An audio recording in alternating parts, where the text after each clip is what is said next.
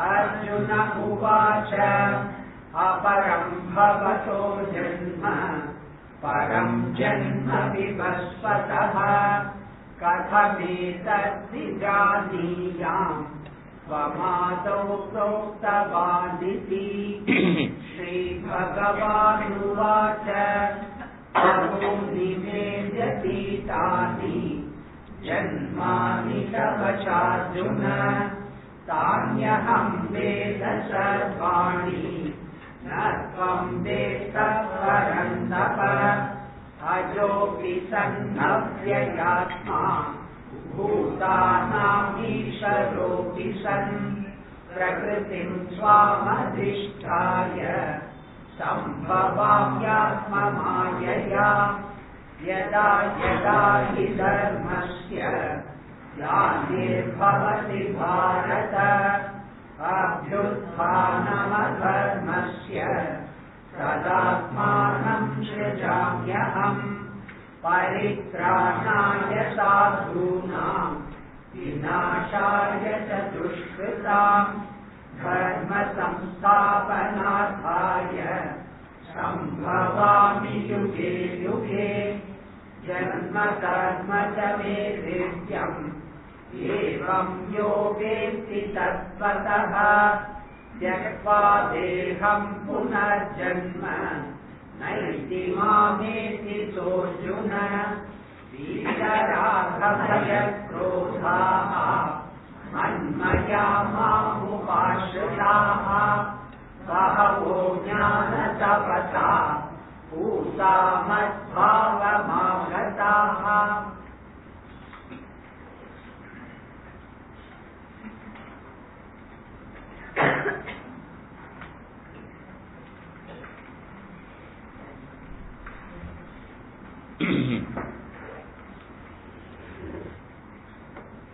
Verse number 6.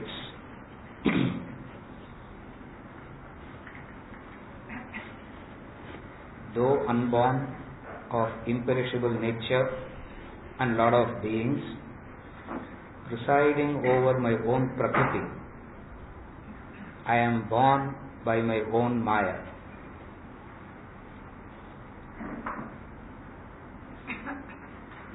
He is still answering Arjuna's question. Arjuna asked, Aparam bhavato janma param janma vivasvatah. That is Arjuna's question, for which he is still continuing to answer. The previous verse he spoke from a normal standpoint. I know the past, present and future. You know only the present and all that. Now he gives a technical explanation of. Now he gives a technical answer.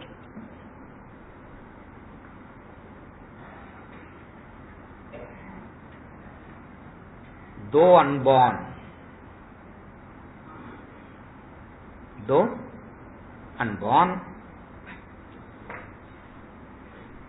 of imperishable nature and Lord of beings, I am born. So, all the words forget. I will come to the words later. Though unborn, I am born by my own power. That's all.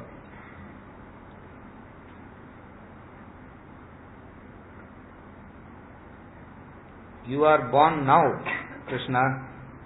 Vivaswan was born much earlier. How can you who is born now can teach? How can you existing now could have existed even then, how can anything exist for a very long time? Number one. Number two, how is existence possible in very many forms? First of all, how can existence happen over a long period of time? Second is, how is existence possible over many forms? What are the many forms?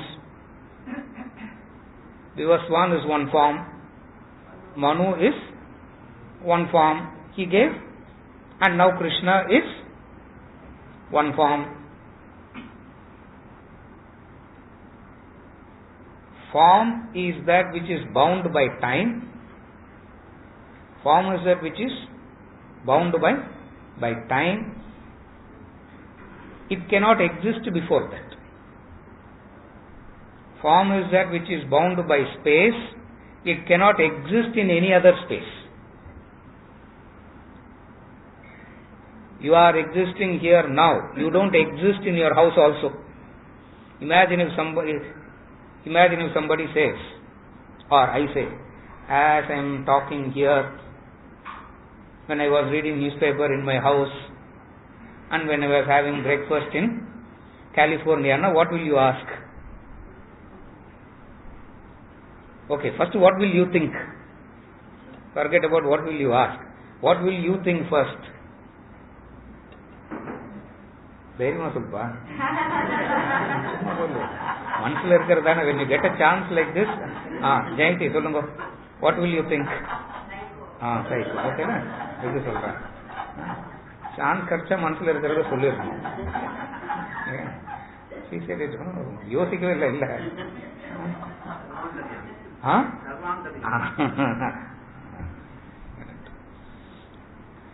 அது hope தான். That's what he is saying. So Arjuna is asking, how is that possible? The question, Krishna's statement is, in a form I exist in a form I exist in many places. One is, you can give a mystical meaning to it and quietly do Sashtang Namaskar to him and say, Abba, he is a great God. No, he will have, he has all the, God, no, he has all the powers, and he can do anything. He can do what he wants to do. He can create everything out of his own. So one thing, so correct. இதில் போய் எனக்கு கேள்வியெல்லாம் கேட்டு போய் கொஞ்ச நேரம் இப்படி தான் பேசுவாங்க. Then they will come to normal levels of talking. Of course, we will start listening. Arjuna's question is, how can a form exist in at two different times, at two different places? Two means many, not just two. Two means, for it is against the law of nature. It is against the law of nature that form cannot live in more than one place. For form is that which is conditioned. Condition means that which is perceivable is limited. That which can be felt is limited. That which you can conceive of is limited. So Krishna, you and me, who are a victim of these conditionings, how come you suddenly make grand statements like this? That's Arjuna's question, for which he gives an answer in verse number 6, a more technical answer, and technical answer nale சீக்கிரம் முடிச்சிடலாம். There's nothing to அதில் பேசுறதுக்கு இல்லை, பேசலாம், but தலக ஒன்றும் புரியாது. That's a different story altogether. Though unborn, I am born. Read the verse correctly. Don't get into all the inner words and meanings that he gives. That we will discuss separately. First is, though unborn, I am born.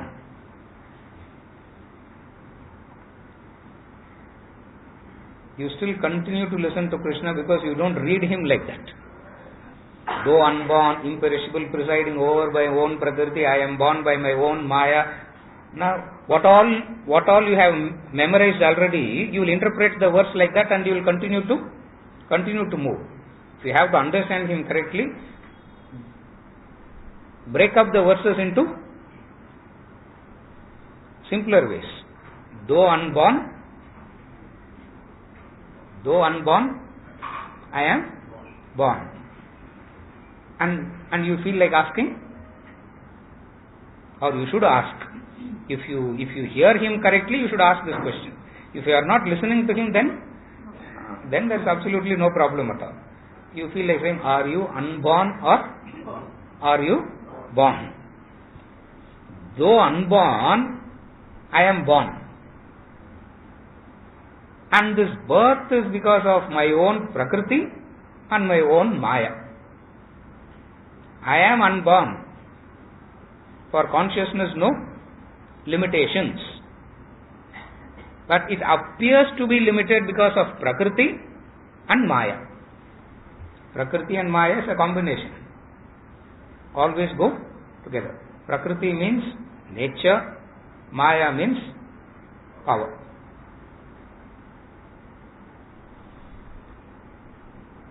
All the conflicting schools of ideology arises from this word Prakriti. How you interpret Prakriti? How do you interpret this word of Prakriti? All conflicting schools of philosophy arises from, he is only saying Prakriti. Next verse he should have said what he meant by Prakriti. No.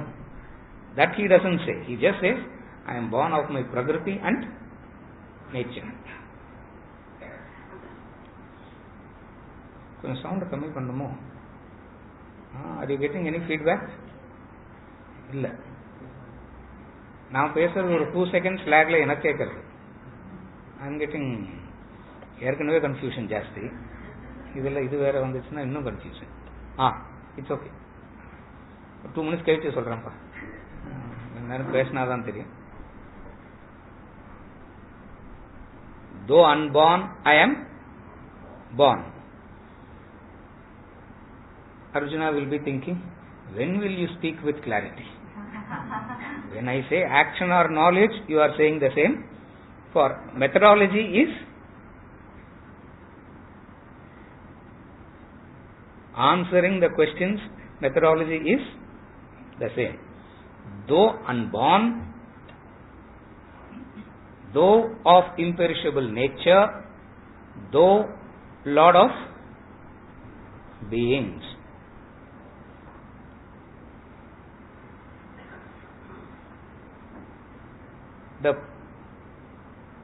The pure consciousness, that Brahman, that reality can never be born. But you see a form. It cannot be born, but you see a form. If it is unborn, from where did the form come? And it is not just an appearance of a form. That Prakriti seems to have the Prakriti seems to follow an order. The Prakriti seems to follow a principle. The principle of cause and effect. So there is a methodology, there is something that is factually happening, and then he says it is not. Then he says it is not. It's happening, and then he says it's not happening. Partial happenings is not possible. Partial becoming is not possible.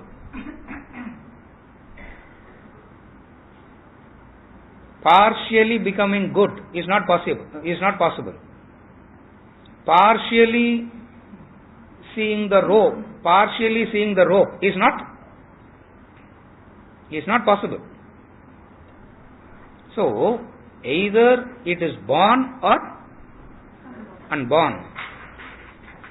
He says, it is unborn. That sutra is very clear. That formula is very clear. It is unborn only.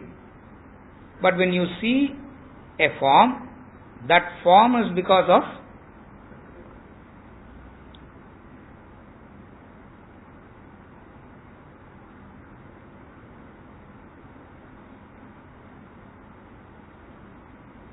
Prakriti and Maya. Prakriti and Maya will take. Prakriti means matter. Prakriti means matter.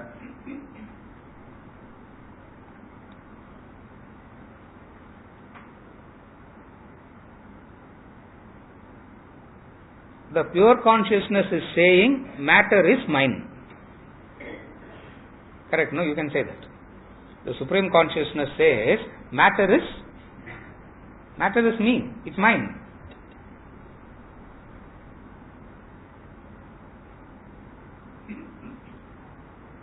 Though for all practical purposes we discuss as though there is the spirit and then there is the matter, in reality that spirit and matter cannot be separated like that, cannot be segregated like that. Even though for understanding purposes we talk as though they are two separate entities. Matter is lifeless by itself, spirit is that which enlivens the matter. Even though we say all this, matter and spirit remain one, impossible to separate. Separation means the Upanishad gives this example. From that developed the entire philosophy of Nyaya, reasoning. The Upanishad gives this example of separation as Gata and Deepa. Light and pot are not the same. Gata means pot. Deepa means light. The light which enlivens the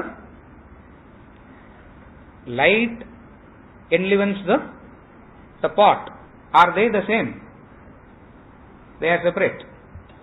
They can never become one. They can never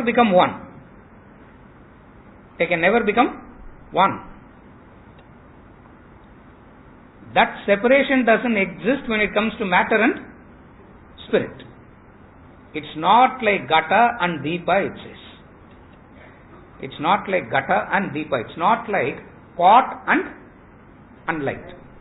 From this example of pot and light came up all these formulas, all these explanations that we gave, all comes from. They don't put it as a formula like this. They just say one or two random statements here and there, and you have to develop your thought out of that. It is not separate as in Gata and Deepa, but it appears separate as in Rajju and Sarpa. That's the understanding.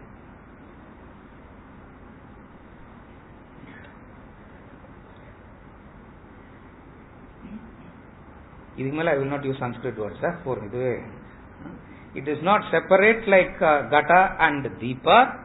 It is separate like rope and snake. Even though they appear to be separate, they are not separate. Gata and Deepa is separate.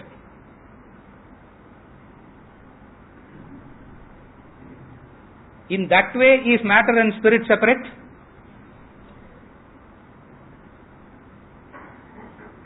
If they are separate like that, if you say that they are separate like that, then you fall under the fallacy of having two infinite.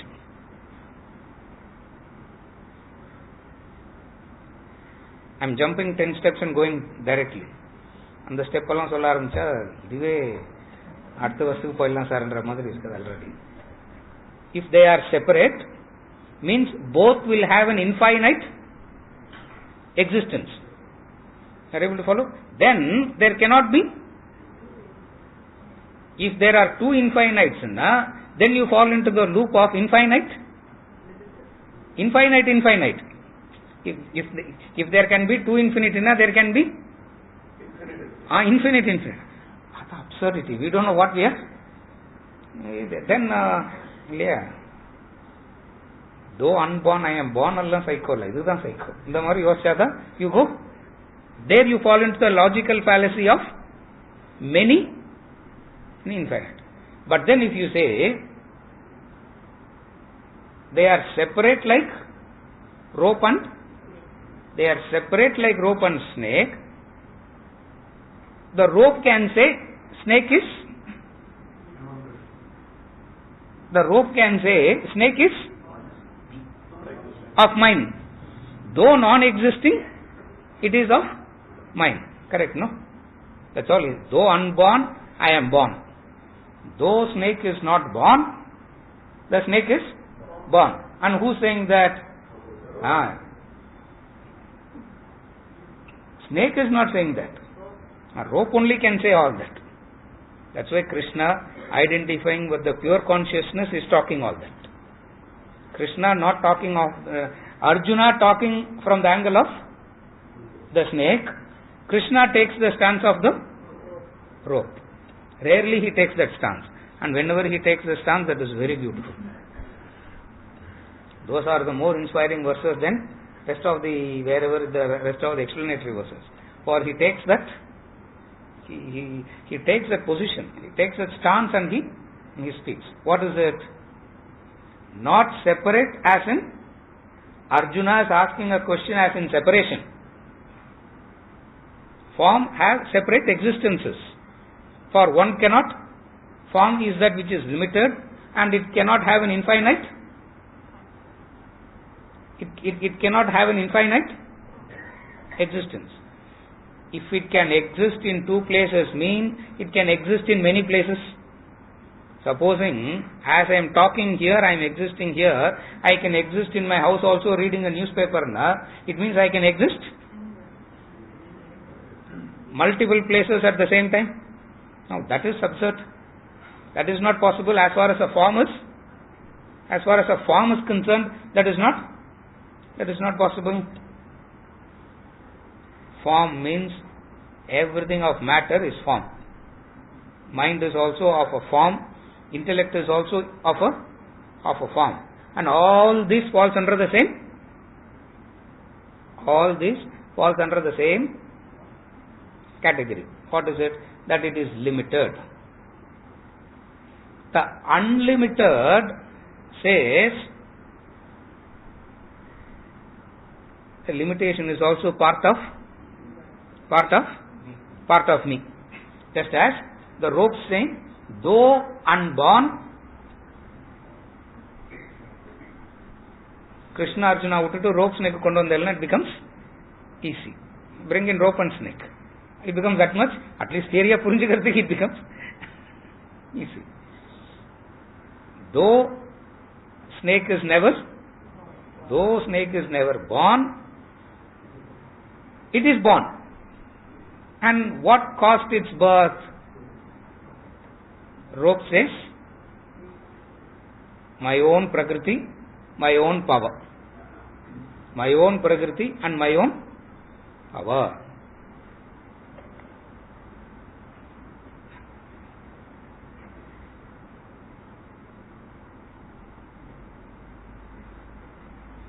Prakriti is the matter. Maya is a formation.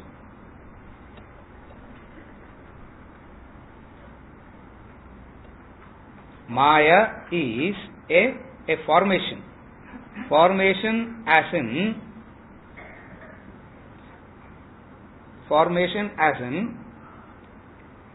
what is not there?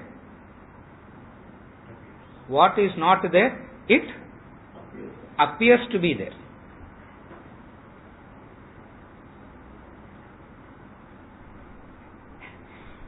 silver is not there, but it appears to be there. But what is there is the oyster shell. Remember that example? Shastras give these 3-4 examples only, again and again and again. And there is no need to bring in new. Enough confusion. Where you see a silver in the moonlight, in the beach, the boy misunderstands the shell to be the silver, just as in the rope and the snake. Because of Maya, the oyster shell appears to be silver. Because of Maya, the rope appears to be snake. Because of Maya, the unborn appears to be born.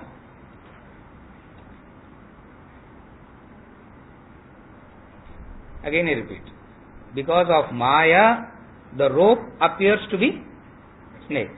Because of Maya, the shell appears to be silver. Because of Maya, the rope, because of Maya, the unborn happens to be born.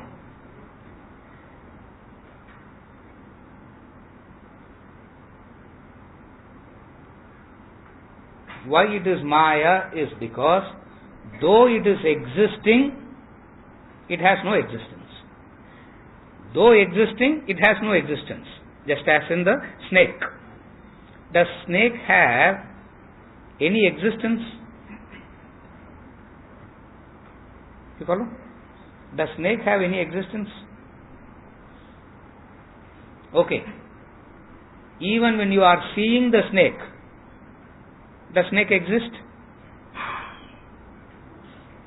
Even when you are seeing the silver, does silver exist? The person who is seeing it will be very affirmative in saying, yes, it is there. If it is not there,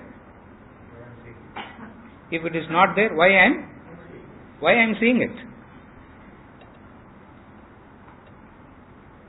That's where Ramatirtha turns back and says, tell me, how are you seeing it? Somebody goes to Ramatirtha and asks, how is the world? He says, what question? You have to tell me. Because you are seeing it. Now you have to tell me. Now what you are seeing, why should I explain? Fellow went back saying there's something wrong with that man. He said, oh, you say that. I am seeing the snake. Tell me how the snake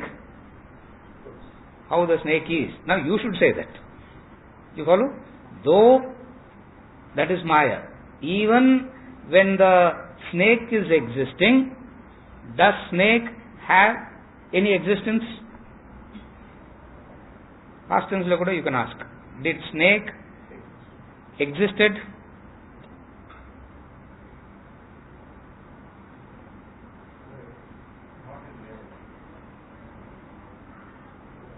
Doubt earth. Did it exist? No. No. Examples da. Don't say world glass all porthilla. World is real only. Don't bother. You don't have to leave anything.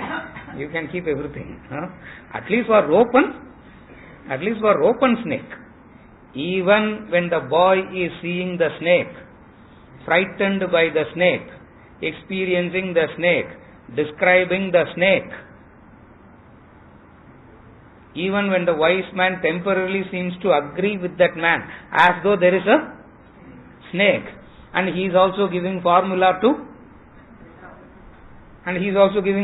to get out.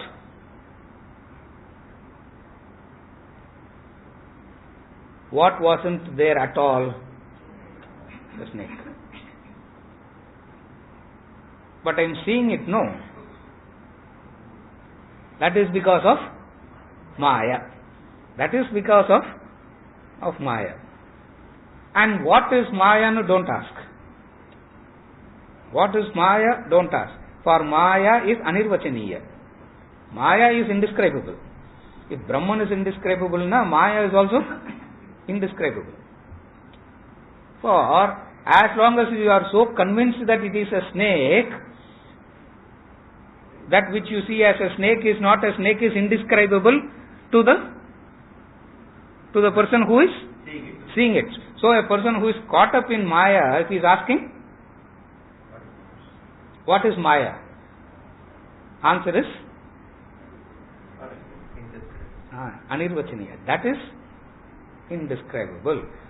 But all that you can temporarily digest, all that you can temporarily understand is only one thing. What?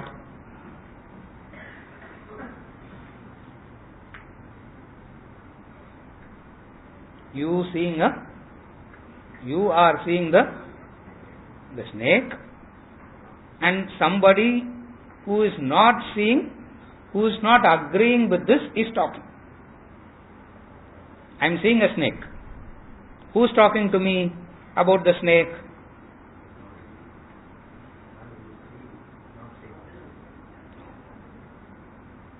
Who is talking to me? I am seeing a snake. I am seeing a snake. And to whom I am having a conversation? A person who says there is no snake. No conversation is possible. For I am saying there is a snake, so fundamentally there is a disagreement. If both of us agree, correct, there is a. That is why whoever agrees that there is a problem and gives a solution to it, you will be more attracted. Anybody who says there is no problem at all, you can never relate to that. You follow? Again I repeat. If you have a problem, and anybody who says yes, there is a problem and agrees to it and gives a solution to it is very acceptable, because there is a fundamental agreement. What is the fundamental agreement? What is the fundamental agreement? There is a fundamental agreement. If fundamentally both are of the same, what? There is a snake. Fundamentally both are in agreement. What is the agreement? There is a snake. Andam tamaha. Isavasya Upanishad, Kathopanishad, Mundaka Upanishad comes and says, blind leading the blind. Because both are in fundamental agreement. What? There is a snake. Rope allam we will see later. But first let us learn how to handle the snake. The man who has the right knowledge of what it is, what will he tell you? What will he tell you? The one and only way to handle the snake is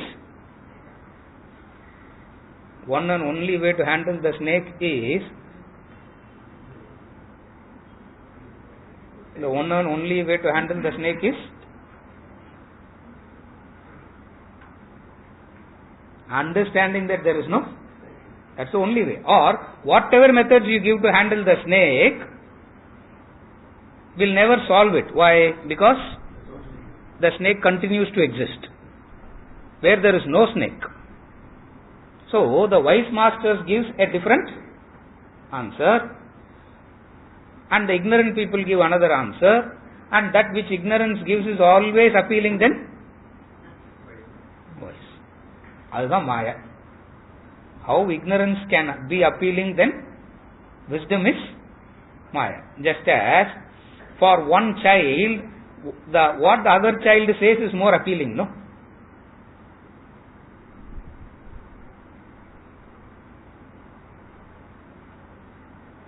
Okay, understand it like this. When one child has a problem, it will go to another child only, no? When one child has even though theoretically you will say in this classroom, when one child has a problem, to whom it should go to? I am not saying to whom it should go to. I am asking, when the child has a problem, who does the child go to? Don't say teacher, parents, that's all your hope. That's all your parents, teachers, adallam hope. When one child has a problem, it will go to another child only. Meaning, there has to be a fundamental agreement. What is the fundamental agreement?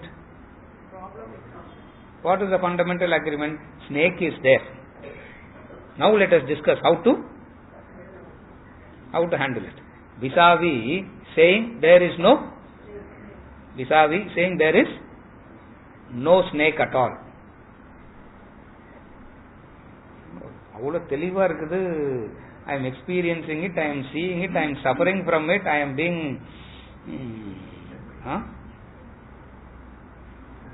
from all corners I am getting hit by that. And how can you say? No problem. It is not there.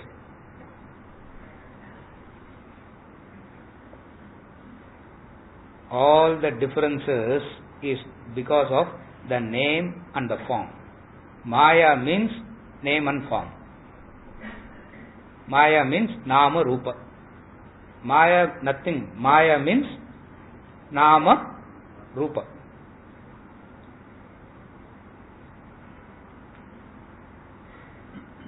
In one lifetime you go through various Rupa, various forms. In one lifetime, even though you call it as one lifetime, which is absurd, you go through various Rupa, various forms. The form that you had when you are an infant is not the form that you are having, that you had when you are a boy. The boy is not the youth. The youth is not the middle age. The middle age is not the old age. But you see a connectivity in all this.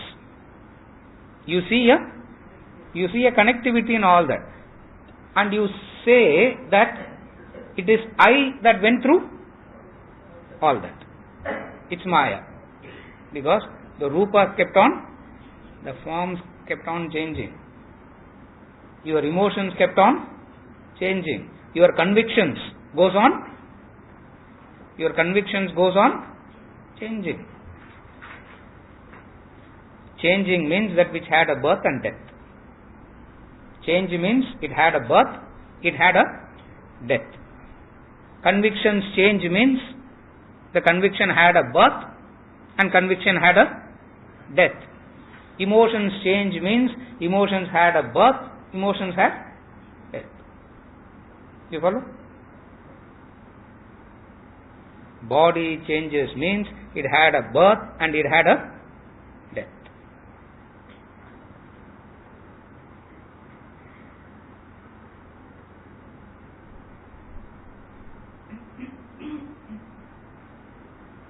That which is changing appear to you as changeless.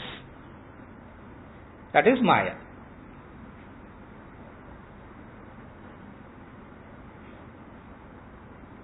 That which is ever changing appear to you as changeless.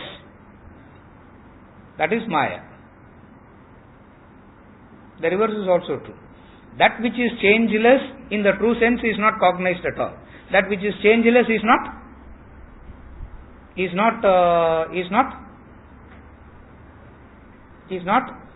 known, is not seen, is not sought after, whatever be it. You follow?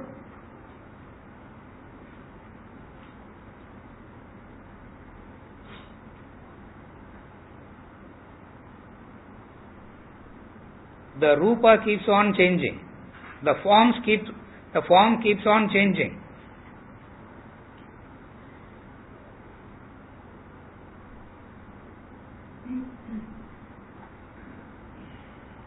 You tell a boy that you will become a old person one day. That person cannot understand that, no? You can tell this to a old person now. Are you able to follow? You tell a young boy or a young girl that one day you will get old. Even though linguistically they will understand what you are saying. Since everybody has gone old, they may also kind of textbook answer. But deep inside they cannot understand, no? It's exactly that. At any given point of time, at any given point of time, at any given point of space, you will be seeing one form and you will take that form to be permanent. Again I repeat. At any given point of time, at any given point of space, you see only one form. And that one form you see, you take it to be permanent.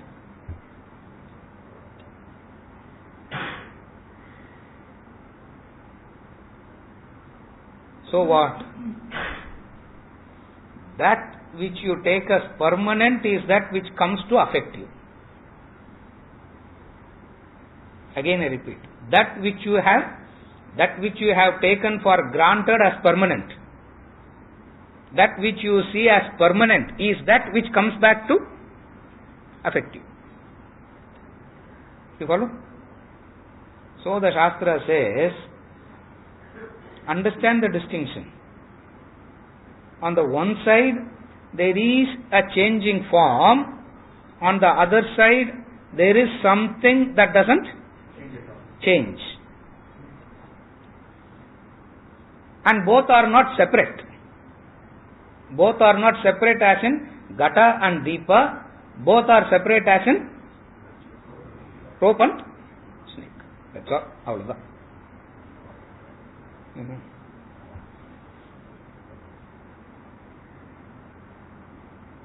The suffixes change, the prefix don't change.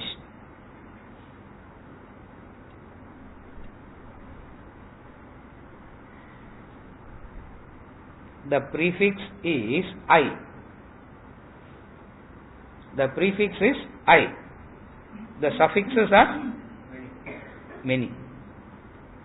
At any given point of time, you see only one suffix and you equate that whole I to that suffix and give a permanency to that. That is Maya. So how do you break that? Though unborn, you understand. What do you understand? How come the suffixes are changing and the prefix remains the same? How many times you have heard this analysis?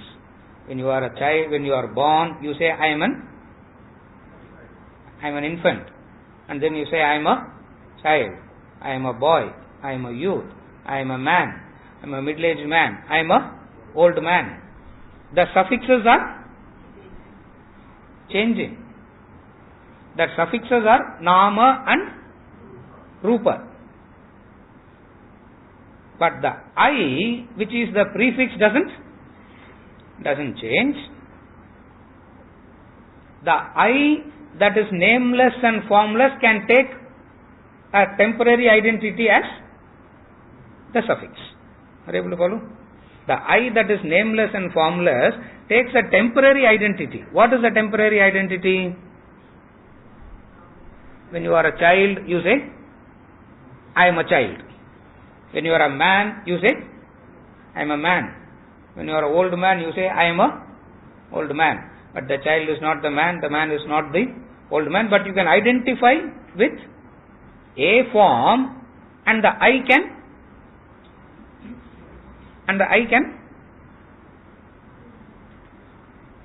can believe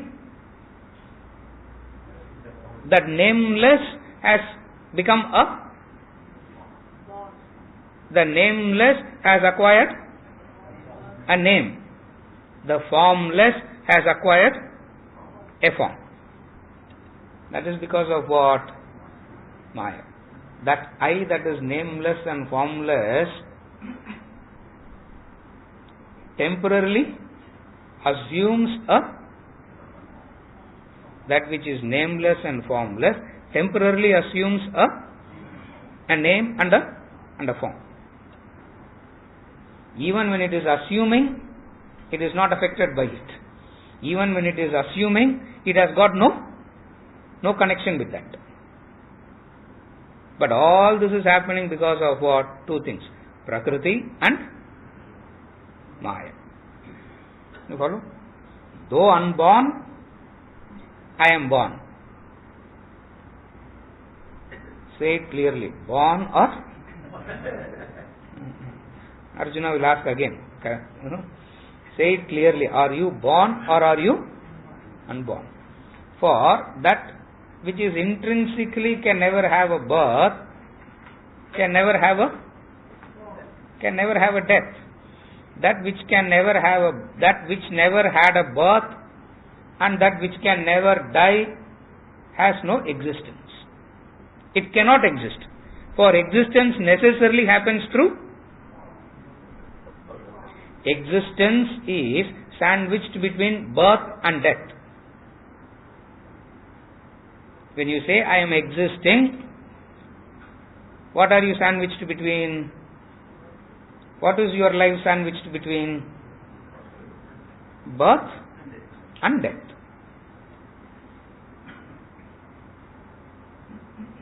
That which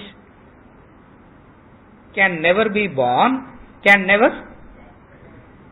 never die also.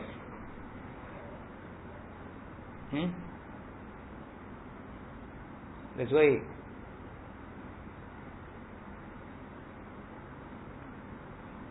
Brahman should be the oldest person living, no?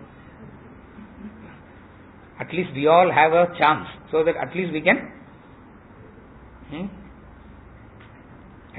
change. At least we can like poor Brahman. No birth means it can't even die.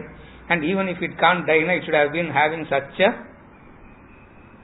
boring, painful existence. No. Its nature, its svabhava is ananda. Though it is not born, though it doesn't die, it doesn't live in misery because the svabhava is bliss. But temporarily assumes a form. What you are seeing, Arjuna, is this temporary form. And you are asking this question in identity with this form, Arjuna. But I spoke from when I said that verse, I gave this knowledge to Vivaswan gave it to Manu gave it to Ikshvaku. When I said all that, Arjuna, I said it from the unborn, and you are asking it from the born. So we are talking two different languages. We are talking about two different times. That which you are talking about is time. That which I said is timeless. That which you are asking about is limited, and that which I am talking about is unlimited. That which you are asking has no consciousness. That which I am talking about is consciousness. Though of that, he is kind of agreeing. He is kind of agreeing. Why he is kind of agreeing? Because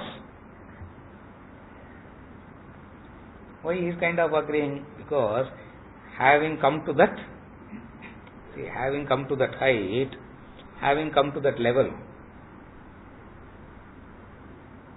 Arjuna getting distracted into these things. So he quickly brings the discussion down to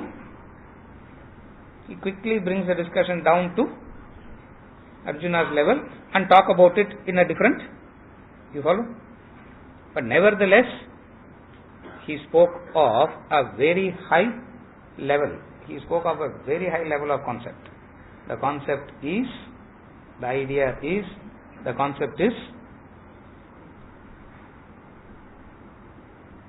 the appearance is due to configuration of Nama Rupa. The configuration is because of Nama Rupa.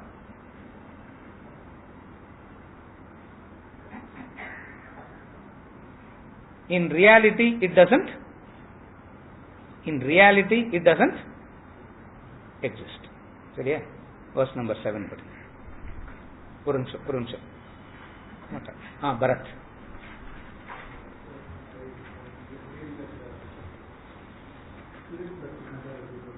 Yes.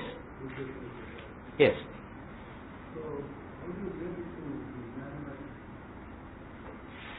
How do you link it to? Yes. Yes. Yes.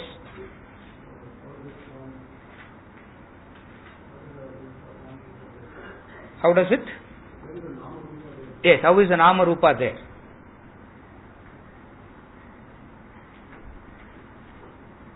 Matter Prakriti has two expressions, two manifestations.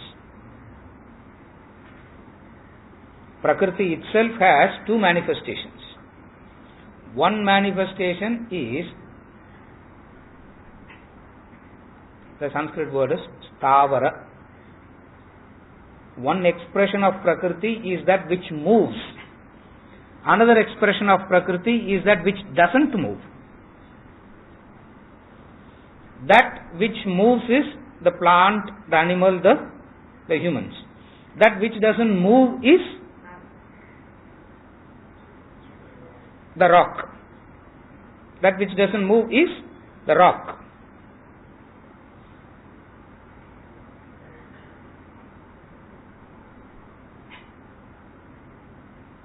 It is moving, but we don't exist in that period of time to see the movement. We can only understand that movement.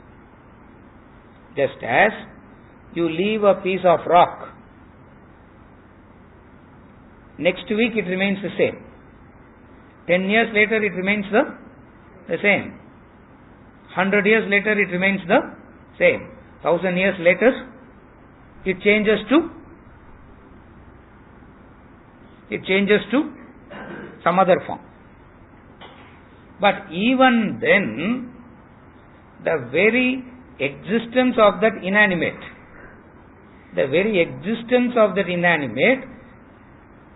which has a beginning and an end, has to be supported by that which doesn't have a beginning and an end. So it's more of a logical deduction. Not perceivable understanding, but a logical deduction. You follow? To give a simple example, the shapes of the mountains keeps on changing and the wind cuts the mountains. The wind cuts the mountains and gives the shape. It is a understandable thing, but not a perceivable. You follow? Like the sign says, the shape of the mountain comes through. The shape is determined by the wind.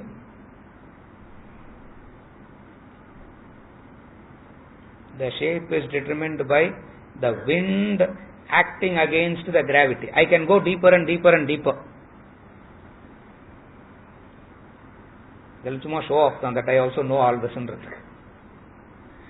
What it means is, wherever there is this nama and rupa, wherever there is a change, that change has to be necessarily supported by a changeless. So inanimate is also of consciousness, which is a logical deduction. Not a perceivable fact.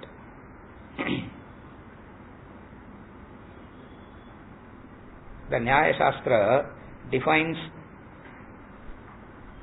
facts as two: that which is perceivable, that which is understandable. Facts are always of two: that which is perceivable and that which is understandable.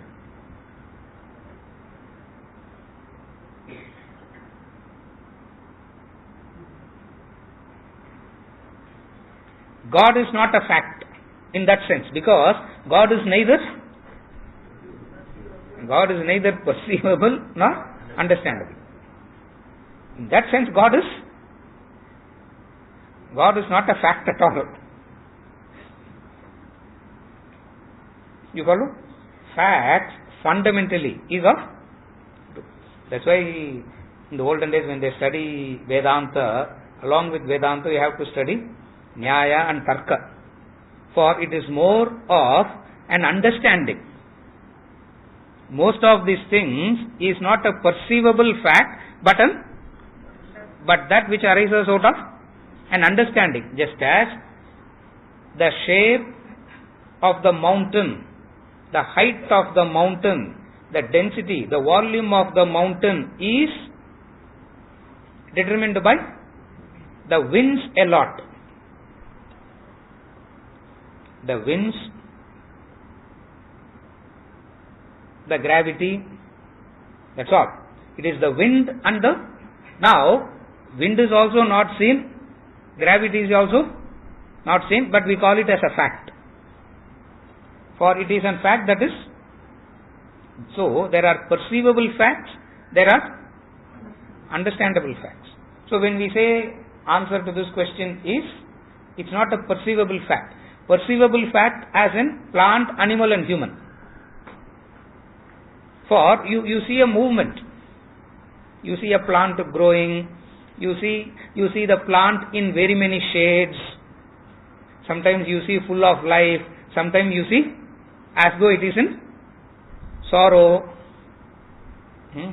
sometimes as though it is so joyful, sometimes as though it is so much in. All that is perceivable as in a plant, animal and. So what they did is, they divided Prakriti into two. Prakriti, matter means of two. That which can move, that which doesn't move. That which can move by itself, that which has to be moved by,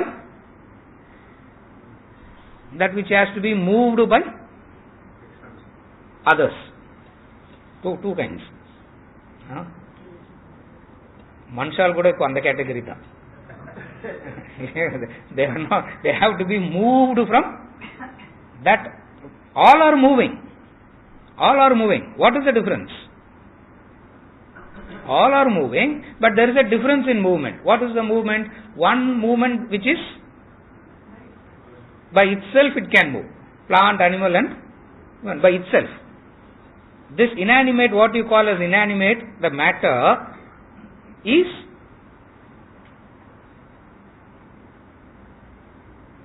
that which has to be moved by something other than that. What is that other? Other than they say matter is of 5 elements only. Other than the explanation. Whenever you talk about inanimate and all that, there is a beautiful system for that, where they talk about the Pancha Bhutas, the Mahabhutas, the 5 elements. But what about understandable fact? There seems to be a subtler aspect to matter also. When it comes to the subtler aspect of the matter, they start talking a different language. They say subtle body, the mind, the intellect, and all that distinction comes in. But this entire thing is discussing about Prakriti, matter. And this Prakriti and matter is always supported by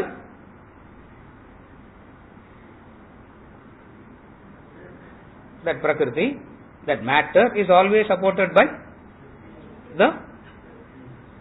that enlivening. Matter to Prakriti. For enlivening factor it is Purusha. For enlivening factor it is known as Purusha. Purusha, not what we understand as man today. Not the masculine. Purusha is that enlivening thing which enlivens the Purusha, the enlivener, enlivens Prakriti. And that Prakriti is of two, moving, unmoving. Moving is perceivable, the other is understandable. Knowledge grows not through perceivable facts. Knowledge always grows through understanding. Animals don't grow in knowledge at all because for them perception alone is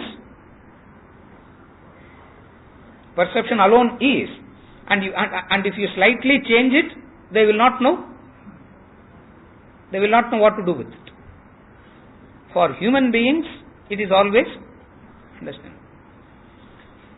And this understandable fact is so subjective by nature.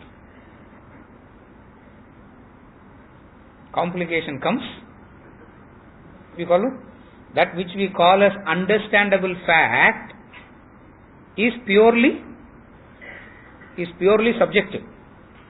When I say purely subjective, all the students who writes about the 3 laws of Newton's laws and score 100 on 100, have they understood that? They can by heart it, they can write, and they score 100 on 100. Have they understood that? Even though they can repeat it, for that few it is understandable. For the rest it is, you don't know what to call that, no? You feel like calling it as knowledge, but then, now that I have confused you so much, you can't even call it as knowledge. Neither you can call it as ignorance also, because he is not saying I do not know, no, he is saying, what would you call that? That point, what you can neither call as understanding, nor you can call it as ignorance. Adu Maya. What to call that, we do not know. Yeah. You can neither say this, nor you can say, affirmatively you cannot affirm it. That's Maya. Yeah.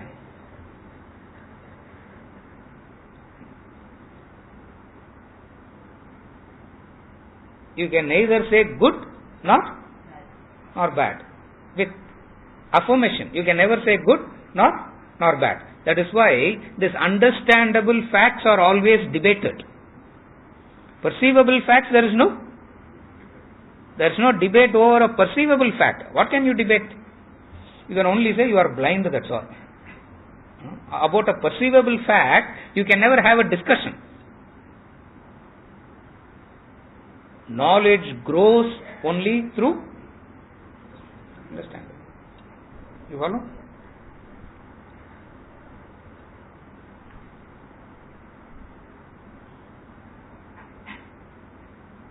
Consciousness is not a perceivable fact.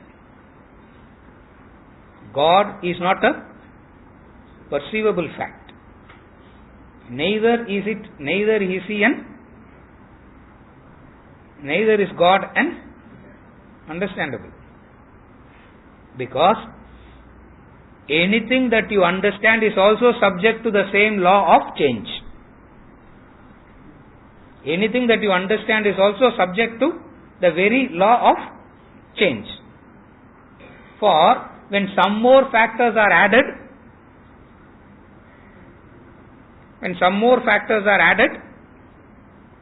the understanding itself changes, no? And there is no human being who can say, I have a permanent understanding. It is not possible. Permanent understanding, he is not taking in any new. He doesn't want to take any more. Correct. So this understandable fact is purely a subjective phenomenon. Subjective phenomena means only that person, ya pashyati, sa pashyati. Whoever sees it, that's what in the 7th chapter, 8th chapter he says ya pashyati, sa pashyati. Again in the 13th chapter he says ya pashyati. Whoever sees it, because in the understandable fact la dhaan It's Maya. Why it is Maya is because Maya is that which you cannot say anything with certainty you cannot say.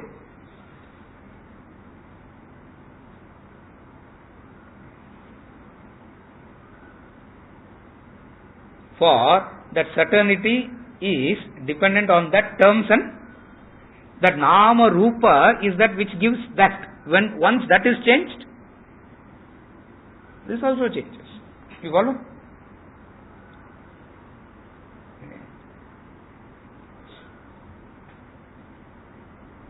Once that changes, your understanding also changes.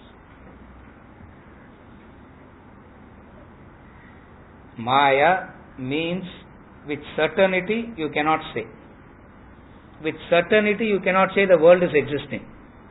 With certainty you cannot say doesn't exist also. That's why it is Maya.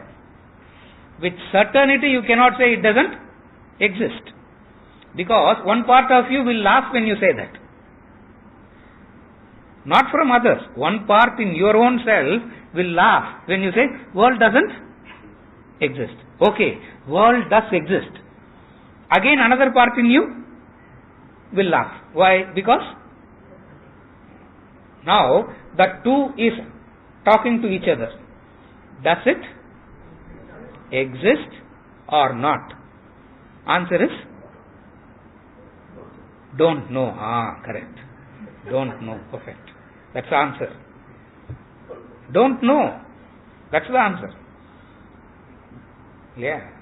That's why they say, the wise man says, I don't know. Because affirmative பேசவே முடியாது எதை பத்தியும். Because by the time you can make an affirmative statement, it changes. So whenever you are affirming, you have to say under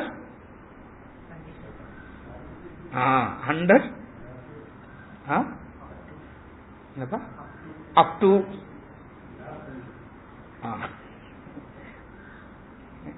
for you can never have a fact.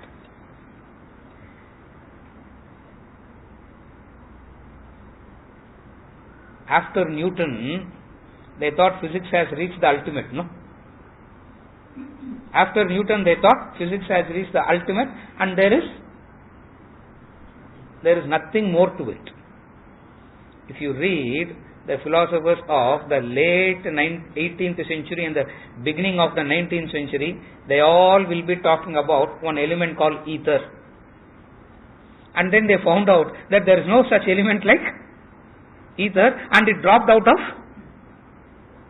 and it dropped out. First time when I read in one of the books ether, I went and asked my physics sir, அது என்ன sir அது நம்மளுடைய அந்த element சார்ட்ல வரதே இல்ல. ஏய் அது chemistry, go and ask chemistry sir. Sir அவர்கிட்ட பேசவே முடியாது, உங்களுக்கே தெரியாது, அவர்கிட்ட போய் நீங்களே போட அவர்கிட்ட போய் ஐ வென்ட் டு தென் அவர் கேட்கணும்னா அவர் நல்லா you have to massage him first and then only you have to ask him. Ether அது இன்னமும் நம்ம போடுற அந்த 113 சார்ட், அப்போ 113 இப்போ 117 ஆயிடுச்சு. 113 சார்ட்ல ஈத்தர்ன்றது எங்க இருக்குது? Turn back and said, where did you? எங்க படிச்ச? I'm not saying where I read that. That is immaterial. He is quoting a lot about that and talking about that. அப்படி இருக்குன்னு நினைச்சாங்க, and then they did this and then they found out there is no ether. Just as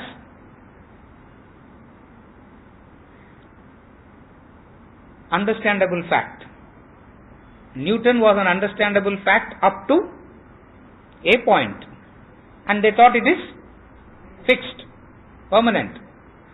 When Einstein came, illa avarude calculations ella, Einstein came and said Newton's mathematics is Wrong. Correct. Wrong. How dare you? How dare you say that now? We are not discussing facts. We are not discussing facts. We are discussing emotions. Most of the time we discuss only emotions. We don't discuss facts at all. Because to discuss facts, that's why Veda, the Vedanta and this Anga is always studied together. Logic and reason, that's all.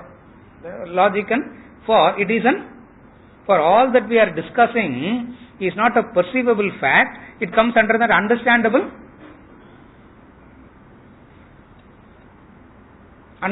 fact, and then that which you are pursuing ultimate is beyond this. So you go through the lot of these to come to that. இவ்வளோ இருக்குதா, இவ்வளோ இருக்குன்னு தெரிஞ்சுதான் வந்திருக்கிறவே இதெல்லாம் சொல்லவே இல்லையே sir கிளாஸ்ல, வேற என்னெல்லாமோ சொல்லி உள்ள எடுத்துட்டு வந்துட்டாங்க. உள்ள வந்ததுக்கு அப்புறம் தான் தெரியுது what you said outside and what is happening inside has no correlation. But then we are emotionally stuck, not knowing, we can't even leave. It is an emotional. Even here, most of the time it is just an emotional stuck. That's all. Nothing through knowledge and understanding. Why? It has to be an understandable fact. An understandable fact also cannot be strictly called as a fact because it can change.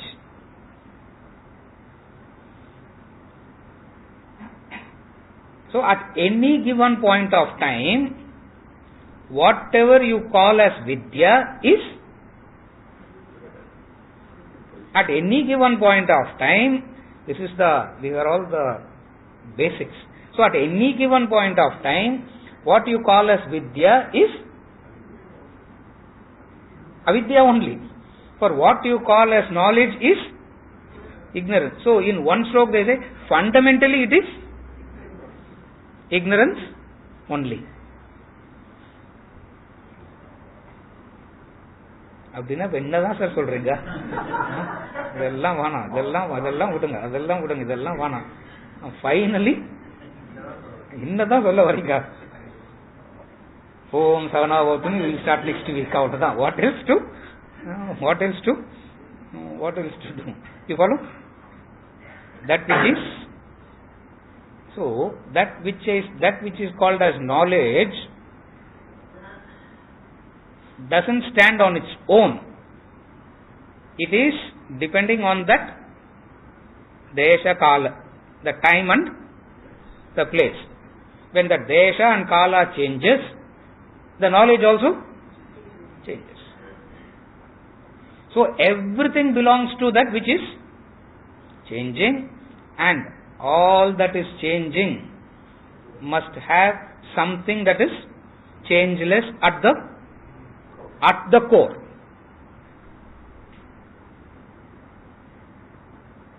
Again I repeat, all that is changing must have the changeless at the core. Again, Upanishadic example. The moving wheel is supported by the unmoving axle.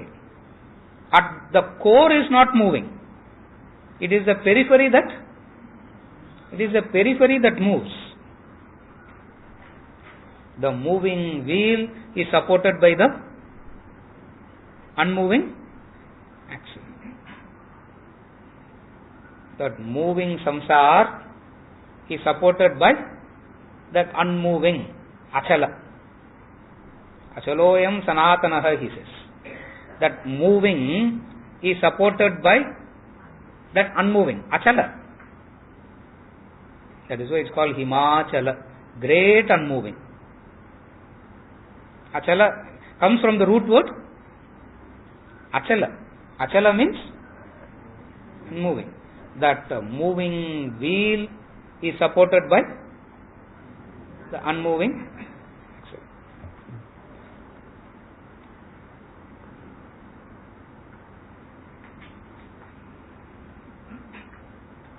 It's like water. You can add anything to it. What is the definition of water? Chemistry buddy. Tasteless, colorless, odorless.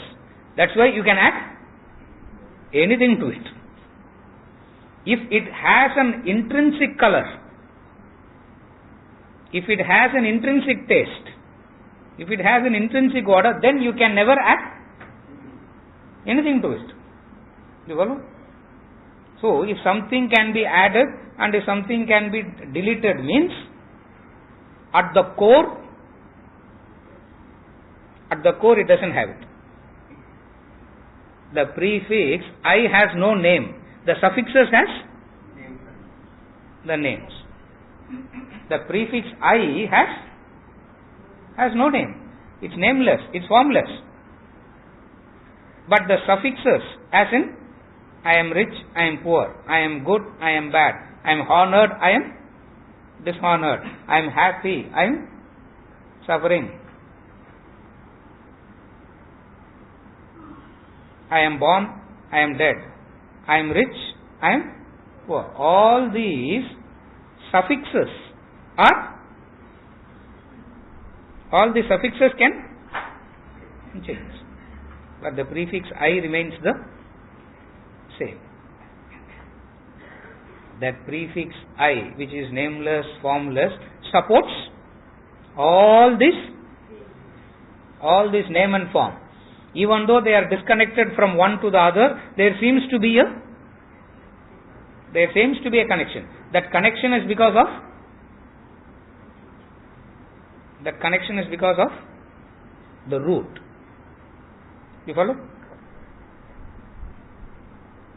In that sense, he says, though unborn,